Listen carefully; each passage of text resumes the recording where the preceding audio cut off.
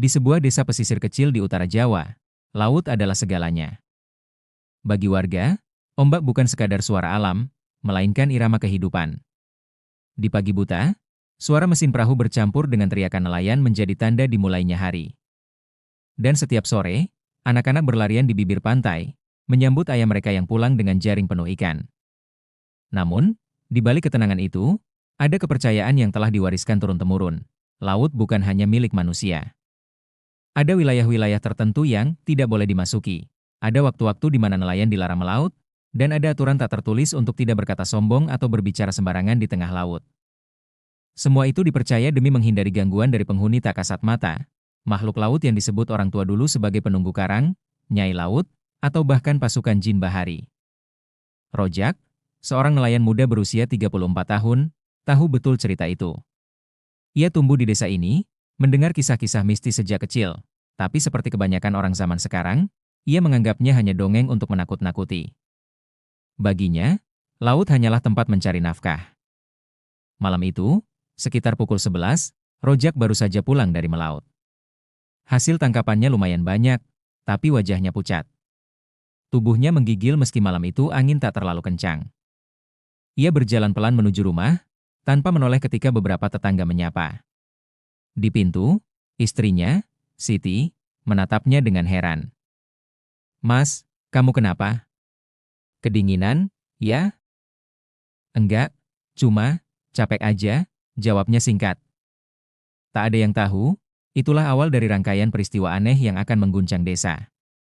Keesokan paginya, Rojak tak bangun subuh seperti biasanya. Siti menemukannya masih berbaring, keringat dingin membasahi tubuhnya. Matanya setengah tertutup, napasnya berat, dan kulitnya panas seperti terbakar. Bang Arif, tetangga sekaligus sahabat Rojak, datang menengok. "Waduh, Jak, parah amat. Ini kayaknya malaria nih," katanya sambil memegang dahi Rojak. "Iya, Arif, semalam mendadak panas banget," jawab Siti cemas. Mereka segera memanggil Pak Sarman, petugas kesehatan desa. Setelah memeriksa, Pak Sarman mengangguk. "Ini gejala malaria. Kasih obat ini, istirahat banyak. Jangan keluar rumah dulu." Awalnya, semua terlihat biasa. Tapi 2 malam kemudian, keanehan mulai muncul. Tepat pukul 2 dini hari, Rojak mendadak terbangun. Tubuhnya bergetar hebat, matanya terbelalak, dan ia mengerang kesakitan sambil memegang kepala. Nafasnya memburu, lalu suaranya berubah serak, dalam, seolah keluar dari tenggorokan yang bukan miliknya. Arif, yang kebetulan menginap untuk membantu menjaga, langsung panik. "Jak! Astagfirullah, kamu kenapa?" Tiba-tiba, Rojak berteriak keras dan bangkit dengan tenaga luar biasa, hampir merobohkan meja di dekat tempat tidurnya. Matanya merah menyala, urat-urat di lehernya menonjol. Yang membuat Arif merinding, Rojak menatap ke arah jendela, arah laut, dengan ekspresi seperti sedang mendengar panggilan. "Mereka memanggilku," gumamnya lirih, namun suaranya bergema seperti berasal dari kedalaman air. Arif merasa bulu kuduknya berdiri. Ia mencoba memegang bahu sahabatnya, tapi mendadak Rojak mendorongnya hingga ia terjatuh. Lalu, tanpa alas kaki, Rojak melangkah keluar rumah. Di luar, angin malam menusuk tulang. Dari kejauhan, suara ombak terdengar semakin keras, meski jarak pantai hampir setengah kilometer. Arif berlari mengejar, memanggil-manggil, namun setiap langkah terasa berat, seolah udara di sekitarnya mengental. Ia akhirnya berhasil menarik Rojak kembali ke dalam rumah. Tapi yang membuatnya benar-benar merasa ngeri adalah saat ia menyentuh tangan Rojak. Telapak tangannya dingin seperti es, tapi kulitnya terasa licin, seperti kulit ikan yang baru diangkat dari air. Sejak malam itu, serangan aneh itu selalu datang di jam yang sama. Dan setiap kali, bau amis laut memenuhi ruangan, meski mereka tak pernah membuka pintu atau jendela. Hari-hari berikutnya menjadi mimpi buruk bagi keluarga Rojak. Siang hari, ia tampak lemas seperti orang yang baru sembuh dari sakit. Tapi begitu malam tiba, terutama menjelang pukul 2 dini hari, tubuhnya mulai menggeliat, napasnya berat, dan matanya perlahan berubah tajam seperti menahan amarah. Siti mulai memperhatikan sesuatu yang aneh. Beberapa kali, Rojak terbangun tanpa sadar, berjalan pelan menuju pintu, dan melangkah keluar tanpa sepatah kata pun. Wajahnya kosong, matanya terbuka lebar, tapi pandangannya lurus ke depan, ke arah laut. Kadang, ia berdiri di halaman rumah selama beberapa menit, seolah menunggu sesuatu. Yang membuat Siti semakin takut adalah ketika ia melihat jejak basah di lantai rumah. Padahal Rojak tidak keluar saat hujan, dan jarak rumah mereka dari pantai cukup jauh. Bau amis menyengat memenuhi udara setiap kali serangan itu terjadi. Arif yang mulai curiga memutuskan untuk menginap lagi. Malam itu, suasana kampung begitu sunyi. Hanya terdengar suara ombak dari kejauhan, sesekali diselingi gonggongan anjing yang terdengar sumbang. Sekitar pukul 1.50 dini hari, Arif yang setengah tertidur mendengar suara gemerisik dari arah dapur. Saat ia bangkit, ia melihat punggung Rojak berdiri membungkuk di dekat pintu belakang. Gerakannya lambat, namun kaku, seperti boneka kayu yang digerakkan tali. "Jak," panggil Arif pelan. Tidak ada jawaban. Saat Arif melangkah mendekat, ia tertegun. Dari telapak kaki Rojak, air menetes ke lantai. Bukan hanya air biasa, air itu terasa asin ketika Arif tanpa sengaja menyentuhnya, dan anehnya, di dalam tetesan air itu ada butiran pasir halus. Tiba-tiba, Rojak menegakkan tubuhnya dan menoleh perlahan. Matanya bukan lagi mata manusia biasa. Bagian hitamnya tampak membesar, menguasai hampir seluruh bola mata, dan di dalamnya ada kilau kehijauan yang aneh, seperti sisik ikan terkena cahaya lampu. Malam itu, Arif mendengar sesuatu yang membuatnya yakin sahabatnya sedang diganggu makhluk tak kasat mata. Di tengah kesunyian, terdengar bisikan lirih, bukan dari mulut Rojak, melainkan dari arah pantai. Bisikan itu terdengar seperti suara perempuan, panjang, serak, tapi sekaligus menggoda. "Pulanglah, pulanglah padaku." Arif merasakan tengkuknya dingin. Ia mencoba membaca ta'awudz dalam hati, namun semakin ia membaca, semakin Rojak meringis kesakitan, menutup telinganya, dan menggeram seperti hewan. Pagi harinya, saat Rojak tertidur lemas, Siti memanggil Arif untuk menunjukkan sesuatu. Di punggung suaminya, tampak bercak kebiruan memanjang dari bahu ke pinggang, mirip bentuk ekor ikan. Saat disentuh, bercak itu terasa lebih dingin dari kulit sekitarnya. Siti menangis. "Arif, aku takut ini bukan sakit biasa. Aku takut dia kena kiriman atau gangguan." Arif menatap bercak itu lama, lalu mengangguk pelan. Di dalam hati, ia tahu ini sudah di luar kemampuan pengobatan medis. Ia teringat cerita orang tua dulu tentang jin laut yang bisa menempel pada manusia jika mereka melanggar batas wilayahnya. Malam itu juga, ia memutuskan akan mencari pertolongan ustaz. Sore itu, langit mendung menggantung di atas desa. Ombak terdengar lebih keras dari biasanya, seakan laut ikut gelisah. Arif bergegas menuju desa sebelah, tempat tinggal Ustaz Hashim, seorang tokoh agama yang sudah puluhan tahun dikenal sebagai peruqyah syariah yang tegas namun lembut. Langkah Arif terasa berat. Dalam hatinya, ia masih setengah tidak percaya dengan apa yang dialami Rojak. Tapi setiap kali ia mengingat mata kehijauan itu, bau amis yang menusuk hidung, dan jejak basah bercampur pasir di lantai, keyakinannya goyah, ini jelas bukan sekadar sakit fisik. Sesampainya di rumah panggung kayu milik Ustaz Hashim, Arif disambut oleh suara azan maghrib yang mengalun dari masjid kecil di seberang jalan. Ia menunggu hingga jamaah bubar, lalu mendekati Ustaz yang sedang duduk di teras, memegang tasbih. "Arif, Assalamualaikum, Ustaz. Maaf mengganggu, ada hal penting." Ustaz Hashim, "Waalaikumsalam, Arif. Kau terlihat gelisah. Ada masalah?" Arif menceritakan segala kejadian, mulai dari sakit Rojak yang kambuh selalu di jam 2 dini hari, bau amis laut, jejak air bercampur pasir, hingga mata kehijauan yang mengerikan itu. Ustaz Hashim mendengarkan tanpa memotong, hanya jemari tasbihnya yang terus bergerak, dan sesekali alisnya berkerut. Setelah Arif selesai, Ustaz menarik napas panjang. "Arif, ini bukan penyakit medis biasa. Sahabatmu terkena gangguan jin laut."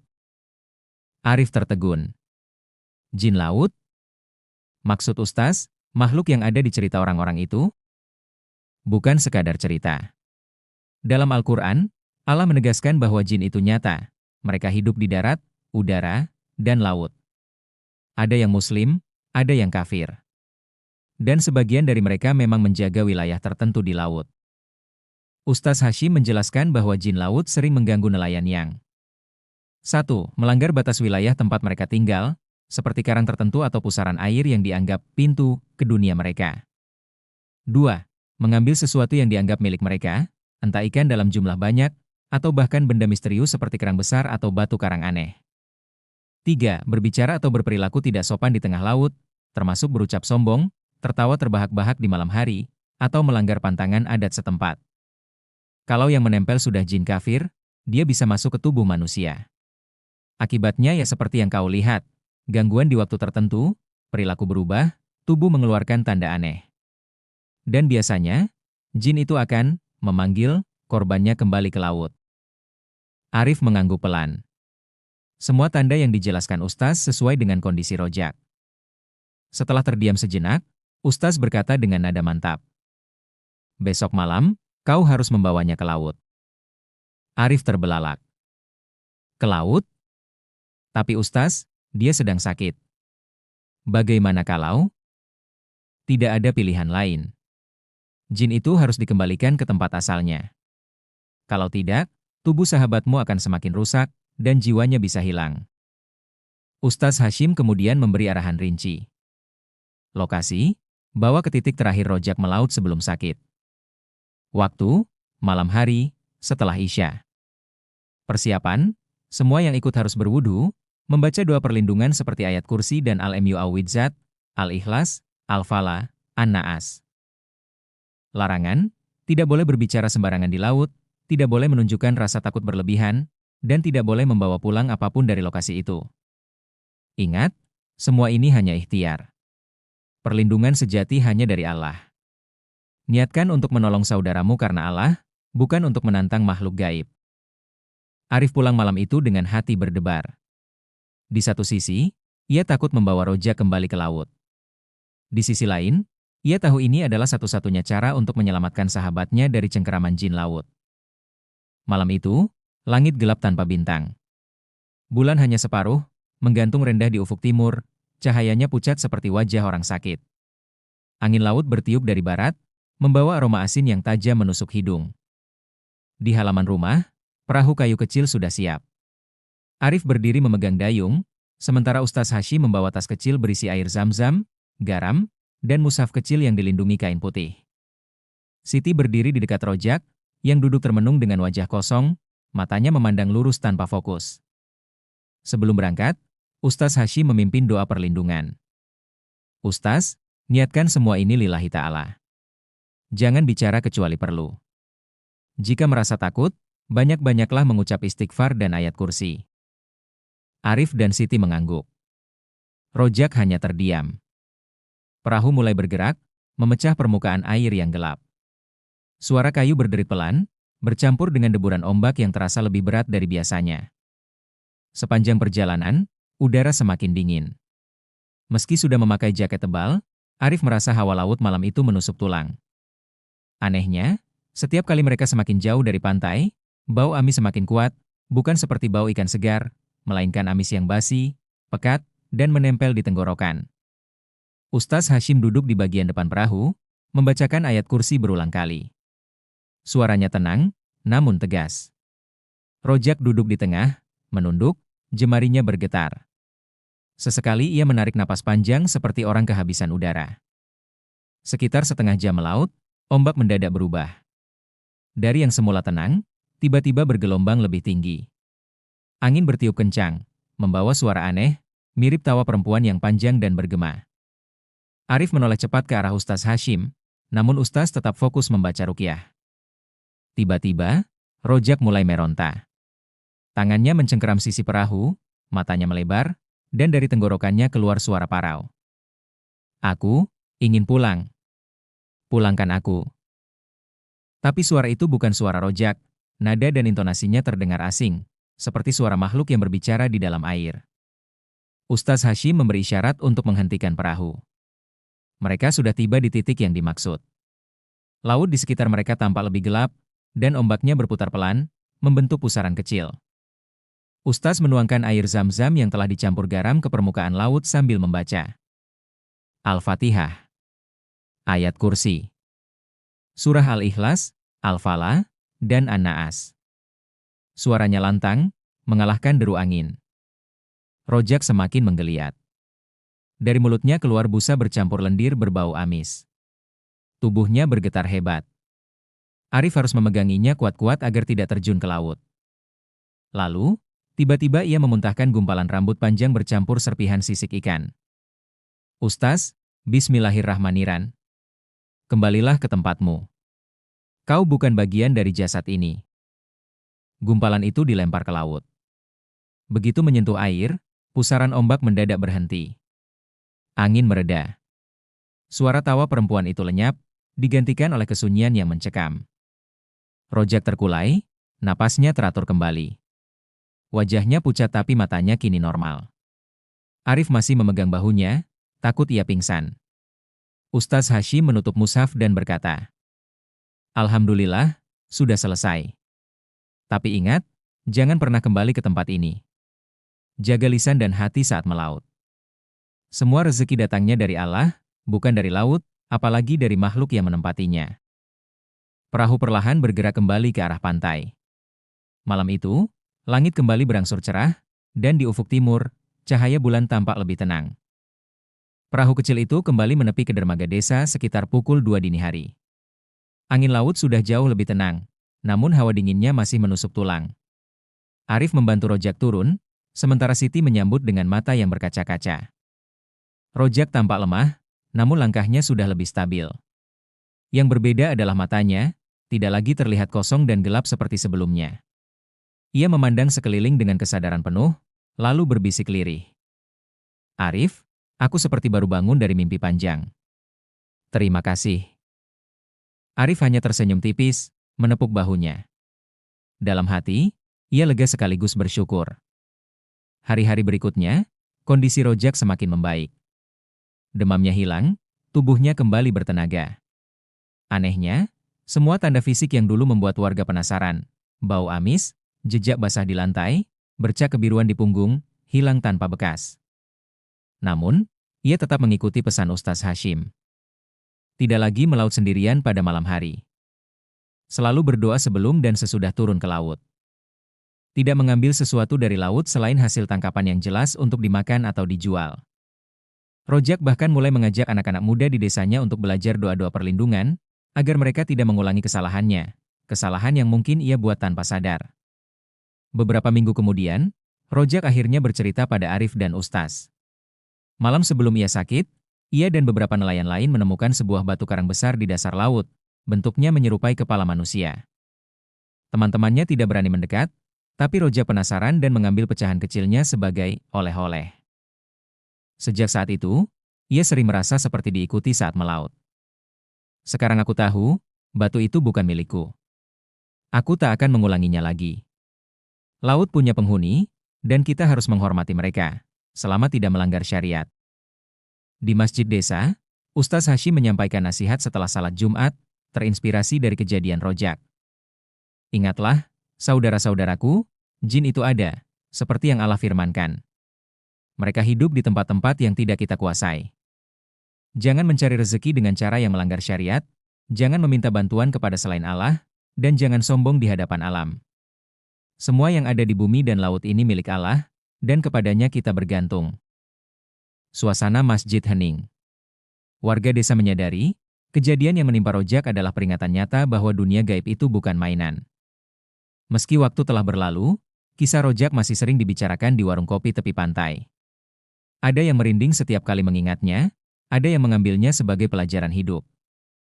Bagi Arif, kejadian itu mengajarkannya satu hal, rasa takut itu wajar, tapi ketakutan terbesar seharusnya hanya kepada Allah. Karena hanya dengan perlindungannya, manusia bisa selamat dari gangguan yang tak terlihat. Laut kini tetap menjadi sumber kehidupan mereka, tapi semua nelayan di desa itu berlayar dengan lebih hati-hati, membawa doa di bibir dan tawakal di hati.